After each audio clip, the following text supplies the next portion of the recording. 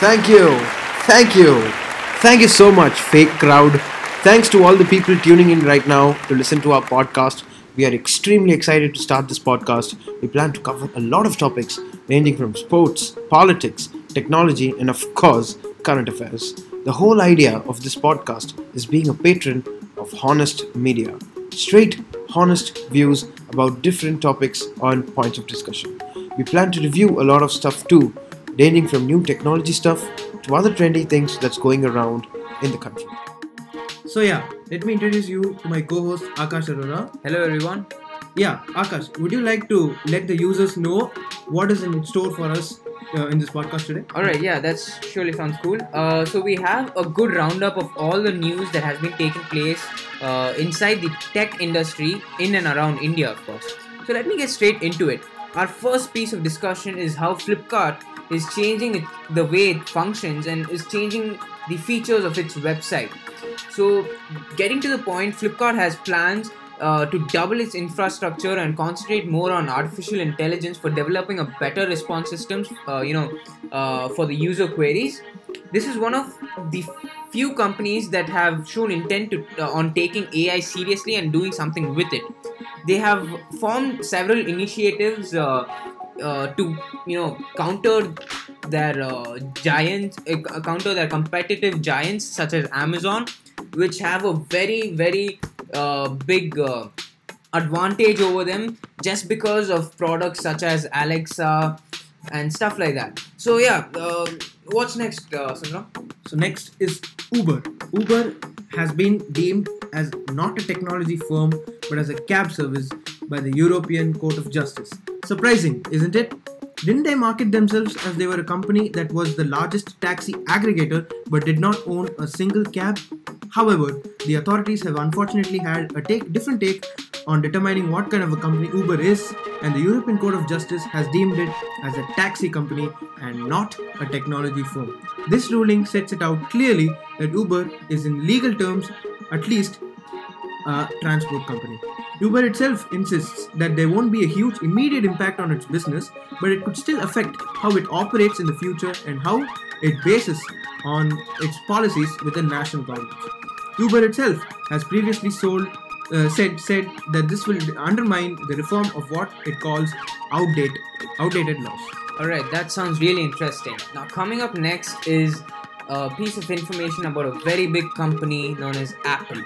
Yes, so Apple has confirmed that it has intentionally tried to slow down the performance of older iPhones. This is a very bold statement, and as a personal opinion, this is a very cowardly act.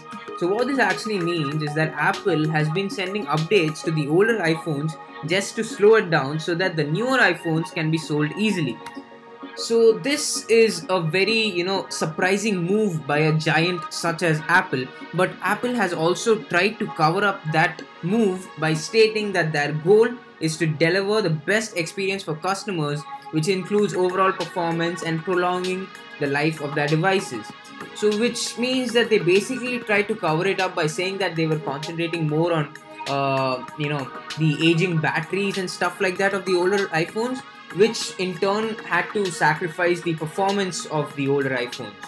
So that is kind of shocking, isn't it, Sundaram? Yeah, that is really shocking, especially from a company like Apple, which concentrates so much on quality.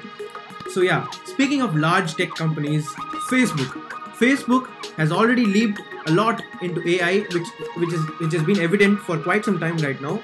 And now Facebook has already come out publicly and said that they are developing a new technology which lets you know when you're part of someone's photo even without them tagging you. Isn't that amazing? Another tech company that has taken AI very seriously. This kind of technology can not only help spread awareness about unwarranted photo tagging, but also provide security for the users. So coming to our last piece for today's podcast is Ola. Speaking of large companies, huge tech companies in India is Ola. Ola is now going to acquire Foodpanda. Foodpanda is a food delivery company that has been present in a lot of countries. That is not only in India, but it's also present in a lot of countries outside of India. It is good to see that Ola is trying to expand its outreach into the food industry And I, as a personal opinion, think that this investment comes after its rivals have started a new technology called as Uber Eats, which is going to directly compete with Foodpanda and Swiggy. So now this company Ola is trying to invest $200,000 into this industry to help it grow. It plans to also commit to invest 200 million into the Foodpanda India business. Ola says that this is by far the largest fund investment in India's food delivery business. Further, the company has already announced that Saurabh Kochhar, who was the CEO of Foodpanda, has decided to move on and pursue other businesses, while Ola's founding partner Pranay Jivrajka will serve as the interim CEO until a replacement is found. So Aakash, I think that will be the roundup for today's tech news. Yeah, sure. Alright guys, we hope you liked this video, and if you did, do click the like button, do subscribe to our channel, and don't forget to click the bell icon.